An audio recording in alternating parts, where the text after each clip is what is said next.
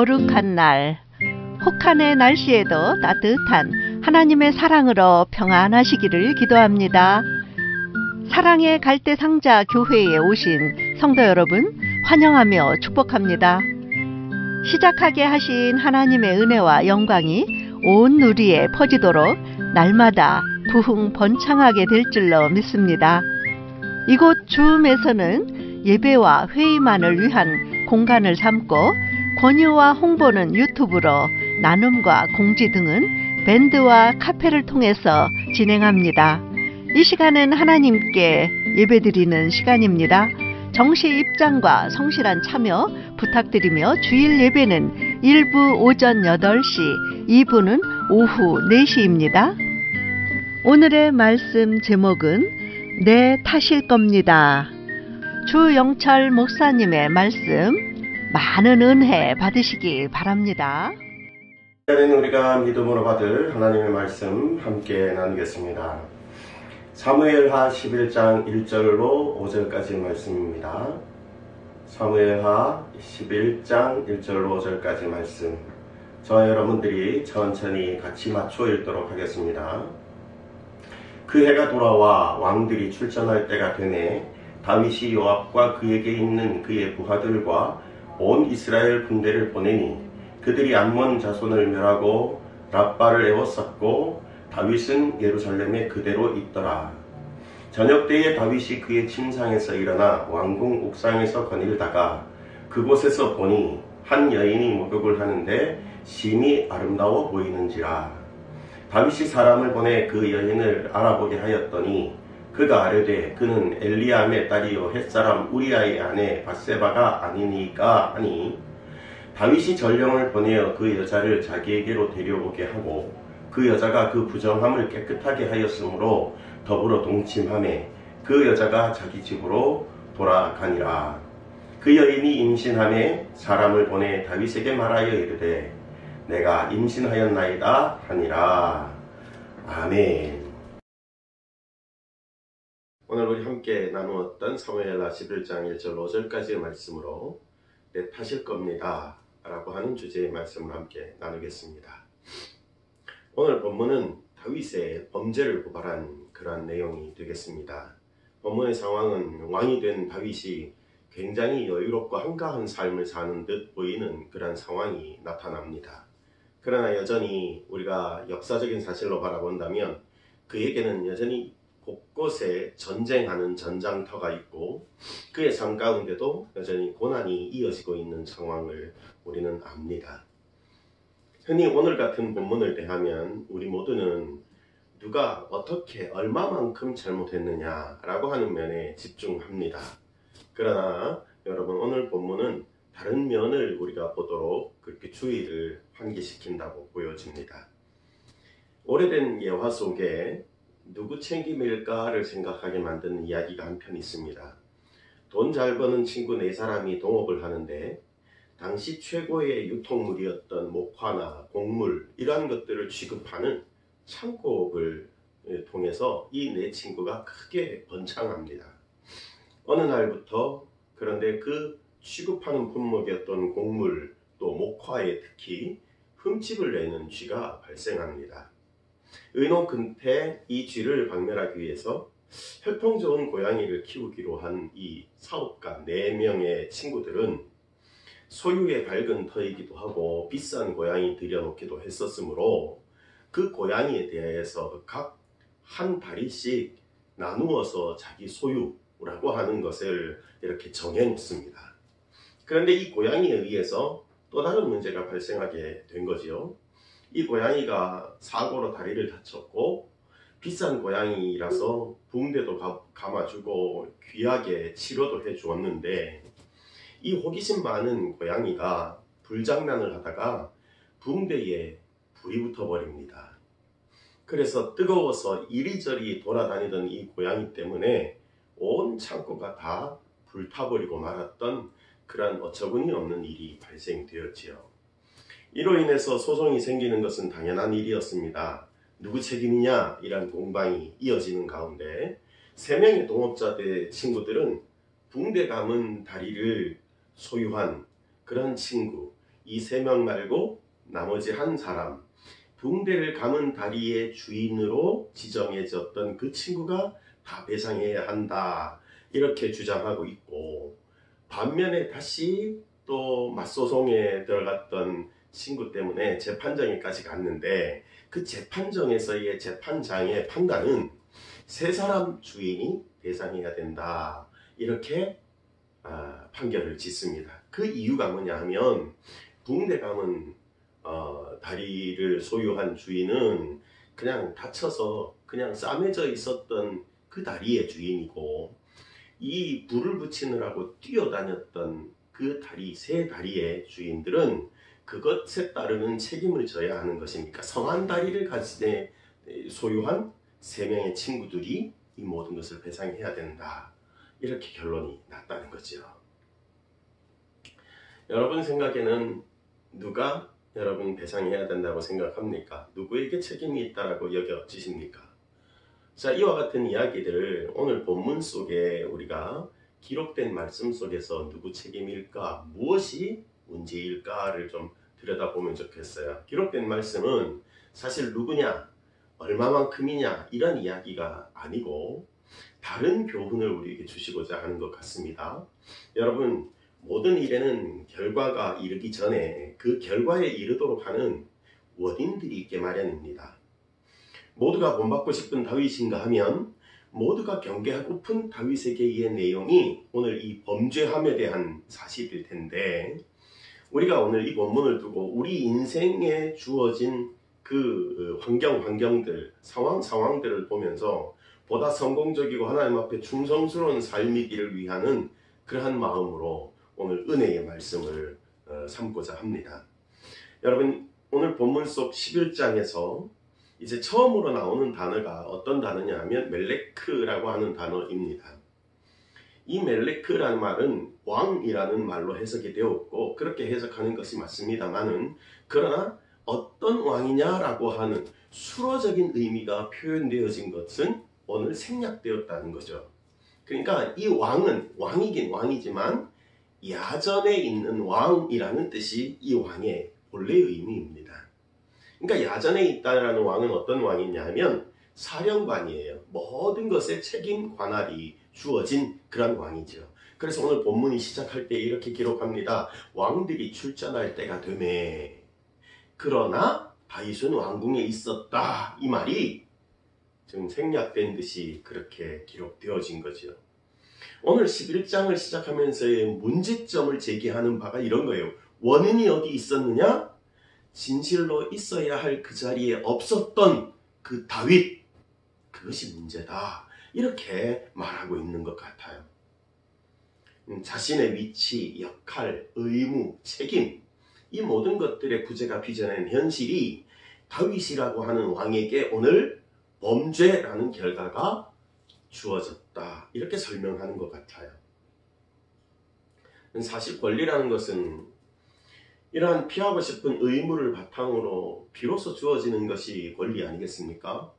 대한민국의 국민들이라면 가지는 권리가 3가지가 있어요. 선거권이 있고 참정권이 있고 평등권이 있고, 이러한 평등한 권리가 주어지는 것은 사실은 기반이 되는 대한민국 국민으로서의 가져야 하는 4대 의무를 가짐으로써, 책임짐으로써 이게 전제되어지는 그러한 권리가 아닌가 생각합니다.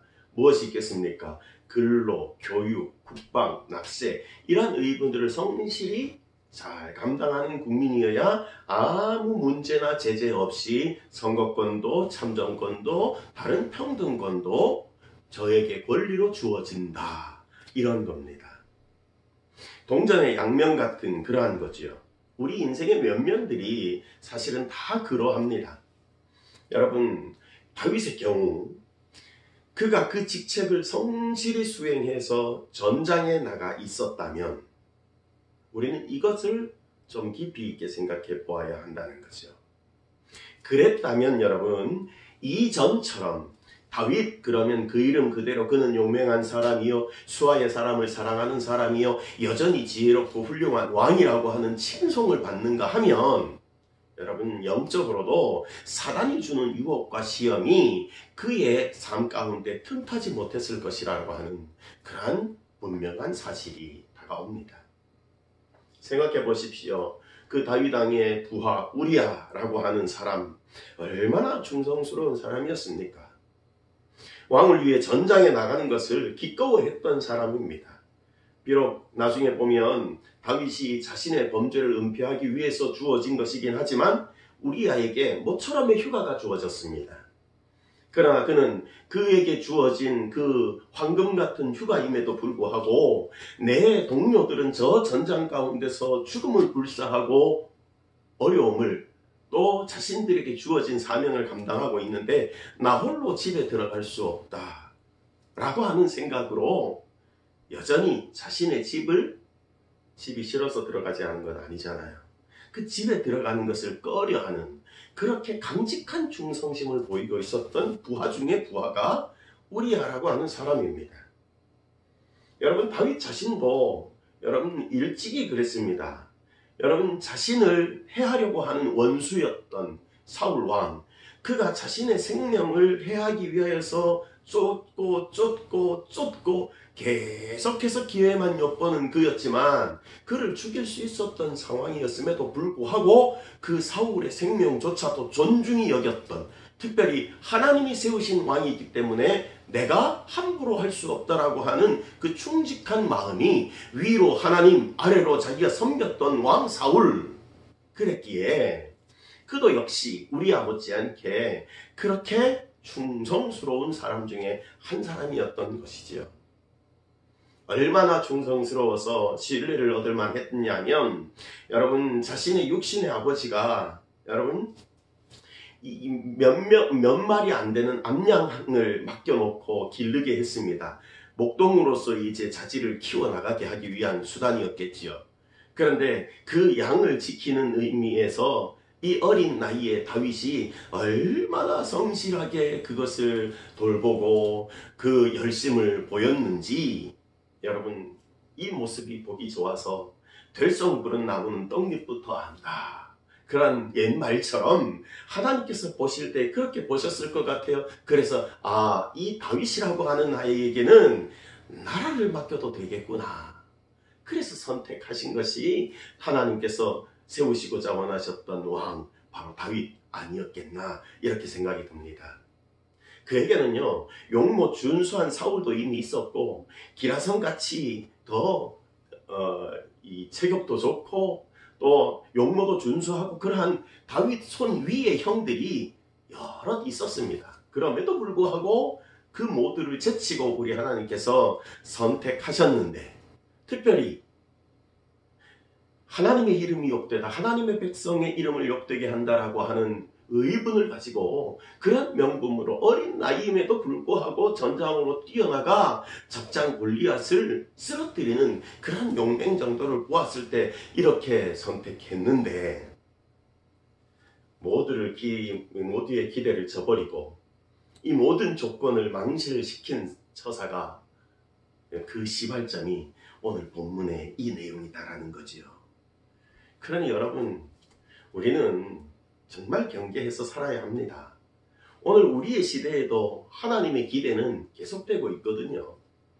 다윗만 향해서 기대하겠습니까? 다윗만 보고 될성 부른 나무다라고 여기겠습니까? 아니요. 오늘 우리의 살아가는 삶의 모습, 나의 열심, 나의 중심 그것을 보시고도 하나님은 끊임없이 다윗에게처럼 우리를 그렇게 기대찬 눈으로 기대찬 선택으로 우리에게 함께 하시는 하나님이시라는 거죠. 교회의 직분만으로 보아도 그렇습니다. 누구는 목사로, 누구는 장로로, 누구는 권사로, 누구는 집사로. 그런데 말입니다. 목사의 위치를 떠나버리는 사람이 많고 장로의 위치를 벗어난 일들이 얼마나 많은지 몰라요. 이 직책들은 하나님께서 너희들이 이 땅에 살면서 위로 나를 섬겨라. 너는 나의 백성이고 나는 너의 하나님이다. 그렇게 말씀하시기 위하여서 주신 직책이에요. 또 아래로 사람들, 하나님이 사랑하신 그 사람들을 향하여서 하나님 대신 하나님이 얼마나 우리를 사랑하시는지 얼마나 가까이 있는지 알게 하라고 그렇게 하나님의 영광을 드러내라고 우리에게 주신 직분이 바로 그 직책이라는 거지요. 그런데 그 모든 직책을 한마디로 말하면 다 섬기는 역할이에요. 근데 이 섬기는 역할인데 직책에 걸맞는 대접을 해줬음에도 불구하고 대접 안 해준다라고 삐지기나 하고 갈라지기나 하고 싸움박질이나 하고 서로 반목하고. 여러분, 자, 아무튼요, 우리의 위치는 그 기대찬 하나님의 의도와는 전혀 다른 곳에 가 있는 건 아닌가. 그 흔하디 흔한 위치 떠난, 그래서 범죄가 될 수밖에 없는 그 상황, 얼마나 많이 일어나는데 혹 나에게는 그러한 상황은 아닌가. 이거 돌아볼 일이라는 것입니다. 그렇다면 오늘의 우리들은 생각해 봅시다요. 내가 지금 내 위치, 내 자리, 내 역할, 내 의무, 내 책임 성실히 수행하고 있는 것일까요? 그렇게 잘 수행하고 계시다 라고 결론이 된다면 여러분, 이미 우리는 다윗보다 더 알찬 삶을 살아가고 있는 겁니다. 어쩌면 더 위대해질 수도 있는 것입니다, 여러분. 그런데 반면에 보면 다윗은 오늘 본문에 기록된 이 범죄를 통해서 여러분, 위로 하나님께 범죄가 됩니다. 뿐이겠습니까? 아래로 사람에게도 범죄가 된 거죠. 여러분, 세상 법정에서는 이와 같은 일들을 뭐라고 명명 짓느냐 하면 가중처벌에 해당되는 중범죄다라고 말합니다. 여러분, 이 가중처벌에 해당되는 중범죄, 그 결과를 우리가 한번 다윗을 통해서 한번 보죠. 다윗이 겪어야만 했었던 그 결과, 제일 먼저는요, 그가 받은 고통은 이렇게 범죄함으로 통하여서 마지막 소절에 그러잖아요. 그 여인이 사람을 보내어 다윗 왕에게 아뢰되 내가 임신하였나이다. 아이가 잉태됐잖아요. 근데 이 아이가 태어나서 그렇게 오래 살지 못하고 여러분, 병들어 시름시름 앓다가 결국 죽고 맙니다. 세상에서 흔히 우리 먼저 살아갔던 어른들이 그러고 우리가 체험해 가고 있는 일들 중에 하나도 사실 이 자식에 대한 아픔이지요. 여러분, 자식을 먼저 앞서 보내는 것. 내 부모는 나 먼저 왔다가 이 세상에 나보다 먼저 이 삶을 경험하고 시간이 되므로 시간상 순서로는 그것이 맞는 거니까 라고 슬프지만 슬픔 중에도 비교적 자연스럽게 그분을 떠나보냅니다. 그분이 어머니든 아버지든. 그래서 땅을 파고 땅 속에 매장을 하지요. 그런데 이 부모가 세상을 떠나면 부모는 땅의 흙에 매장하지만 아이가 죽는 내 자식, 내 후대가 먼저 죽어서 이 죽음을 통해서 이별을 할 때는 땅에 묻느냐? 아니요. 옛 어른들은 자식은 가슴에 묻는다 이렇게 표현했습니다. 얼마나 고통스러우면 이런 표현을 했을까요? 두 번째는 그가 느낄 수밖에 없었던 고통은 자식이 반역을 하는 상황이 주어지는 거죠. 자식 압살롬이 반역을 했어요. 나라를 잃었어요. 그래서 그 자식도 잃었어요. 그런 반역 중에 또 가장 큰 고통은 뭐냐 하면 후엔 이런 것들이 빌미가 되어서 나라가 분열됩니다. 또 셋째로 말할 수 있는 건 다 그가 기록한 시편에서 많이 발견되는 일인데 날마다 베개를 적시며 내가 왜 괴롭던가 하나님여 나를 용서하옵소서 내가 죄를 지었나이다 라고 하는 회개하며 울고 우는 그런 고통을 맛보아야만 했습니다. 그리고 또 하나요. 성실한 이름으로 대변되는 이름 다윗. 그래서 그는 시인 중에 시인이고 장군 중에 장군이고 왕 중에 왕이고 또 특별히 그는 시편을 통해서 많은 노래로 하나님을 찬양했기 때문에 그는 음악가라고도 말할 수 있는 정말 위대한 이름입니다. 그러나 그 이름 뒤에 또 하나의 이름이 있지요. 앞서 말했던 정말 전문가답고 프로페셔널한 그런 이름이 아니라 만고의 불명예가 되는 전과자라고 하는 죄악된 다윗의 모습도 전해지고 있는 이름입니다. 얼마나 수치스러운가요? 여러분, 그런데 많은 사람들이 많은 경우에 이러한 고통의 때를 만나잖아요. 그러면 어떻게 합니까? 사람들의 반응이 하나님을 원망합니다. 왜 하나님은 이런 조건을 만드셨을까? 왜 하나님은 이렇게 악하신 걸까? 라고 하는 가당치 아니한 원망을 앞세웁니다. 그리고는 하나님을 원망하고 자신이 자포자기하듯 절망에 떨어지는 최고의 결정적인 말이 뭐냐? 제가 생각해 봅니다. 그리고 본문 속에서도 찾아봅니다. 야, 하나님이 우리를 버렸다. 하나님이 나를 버렸다. 나는 버림당했다. 라고 하는 그러한 피의식적인 말들을 토해놓습니다. 여러분 생각해 보세요. 하나님 버리셨나요? 아니요. 그 전에 이미 하나님을 버린 것이 사람입니다. 하나님의 뜻을 기억하지 못하는 것이 사람입니다. 하나님이 원하시는 자리를 떠나고 하나님이 원하시는 위치를 떠난 것이 사람입니다. 그래서 그게 죄가 되는 겁니다.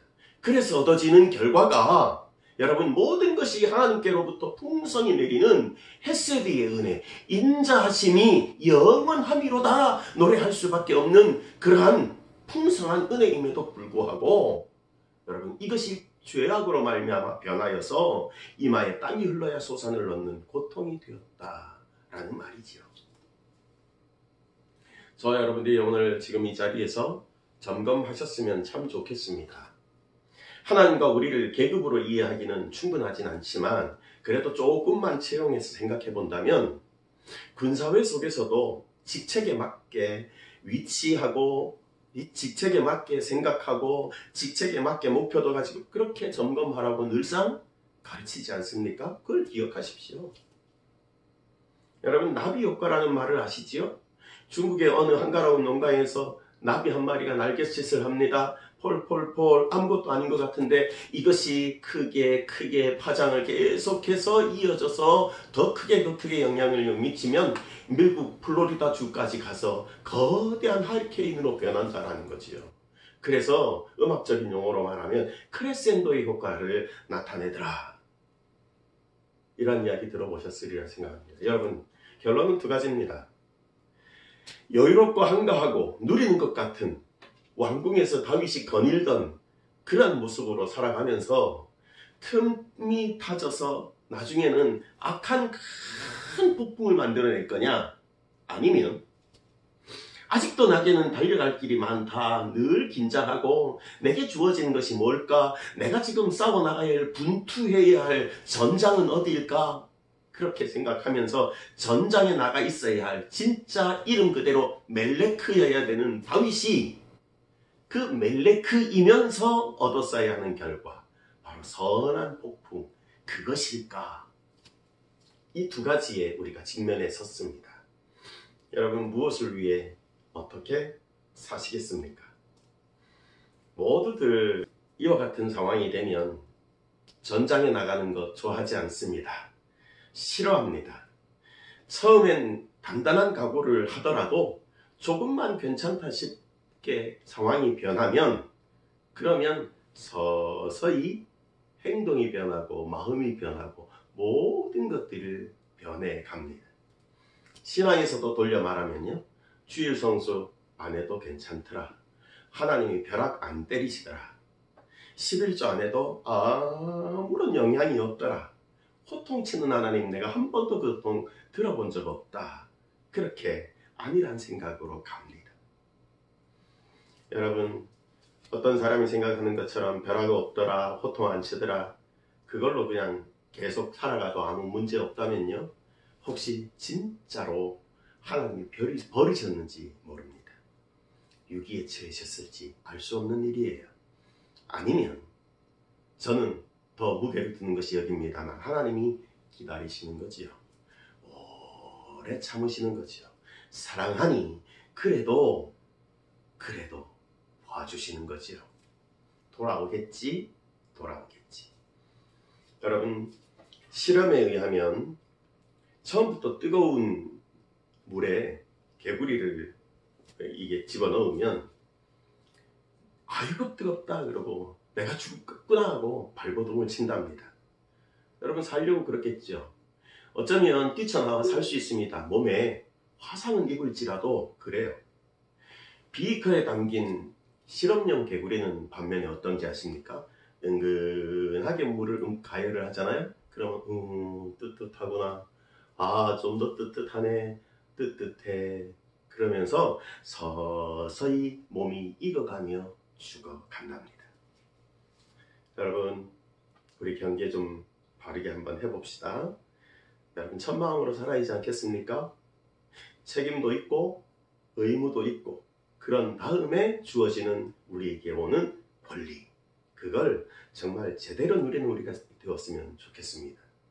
안일해지고 사단에게 틈을 주면 그 다음엔 우리의 인생과 영혼이 사단에게 저당 잡히게 되고요. 결국 인생은 망가지게 되어 있습니다. 오늘의 결론입니다. 나의 일에서, 나의 가정에서, 내가 속해 있는 교회나 나라에서 세상이 왜 이러냐? 나에게 왜 그러나 도대체? 이렇게 누군가를 탓하고 누군가에게 원망의 화살을 쏘아대는 일, 우리에겐 없기를 바랍니다. 누구 탓이 아닙니다, 여러분. 나라 탓도 아니고 민족성 때문도 아니고 돈 때문도 아니고 또 다른 배경 어떤 제목 때문에도 아닙니다. 아마도 내 탓일 겁니다. 이젠 내 탓인 줄 알아야 합니다. 내 탓입니다. 내가 책임져야 하는 거죠. 왜요? 내가 일고 가기 때문에 그렇습니다.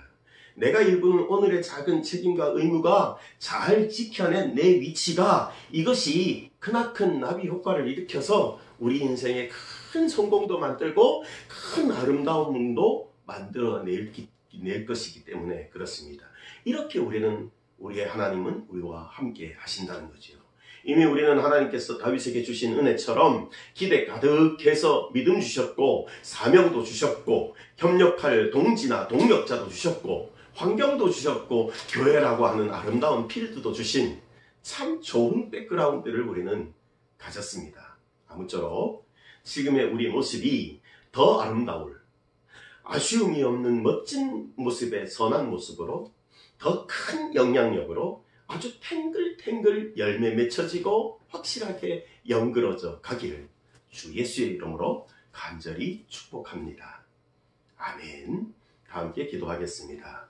살아계신 하나님 감사합니다. 우리에게 믿음 주셨고 우리에게 예배의 시간을 허락하여 주셨고 임재하시는 하나님 앞에 지금 우리의 처소에서 이렇게 주의 이름을 부를 수 있도록 도우신 하나님 감사합니다. 원하옵건대 오늘 주신 말씀처럼 다윗이 그 유명한 장군이요 왕이요 정치가요 또 위대한 음악가요 또한 시인이요 이러한 명예적인 그 귀한 이름이 있는 반면에 그가 사단에게 틈을 주고 그가 다 이뤘다라고 착각하는 중에 가졌던 이 범죄함의 사실, 그것 때문에 전과자라고 하는 불명의 이름을 안고 사는 것, 우리가 이렇게 비교해 볼 수 있도록 도우신 은혜를 감사합니다. 모쪼록 우리는 정말 사단에게 틈을 주지 아니하며 성실한 모습으로 여전히 주 앞에 당도하는 그때까지 아직도 우리는 일구어 가야 할 것이 많이 남았다라고 하는 그 긴장감을 가지고 더 나은 것, 더 확실한 것, 더 분명한 것, 하나님 우리에게 채워주실 큰 것들을 향하여 달려나가며 부족됨이 없도록 인도하여 주시고 사단에게 우리의 영혼이나 우리의 신앙이 아버님 저당 잡히지 아니하도록 하나님 굳게 서는 믿음의 역사 있게 하여 주시옵소서. 우리에게 주신 참 좋은 것들 잘 지켜나가는 우리가 되게 하시고 기어이 성공하여 우리 하나님 앞에 큰 영광으로 돌려지는 아름다운 역사만 있도록 주님 주장하시고 영광받아 주시옵소서. 함께 하실 줄 믿습니다. 감사하오며 모든 말씀을 예수님의 이름으로 기도하옵나이다. 아멘. 지금은 우리 주 예수 그리스도의 은혜와 하나님 아버지의 극진하신 사랑하심과 성령 하나님 인도 내조 위로 교통 역사하시는 모든 은혜와 은사가 여기 머리 숙여 우리 하나님 앞에 예배하는 각 처소의 모든 가정과 또한 저들이 속한 일터와 저들이 남겨진 생애위에 지금으로부터 영원토록 함께 있을지어다. 아멘.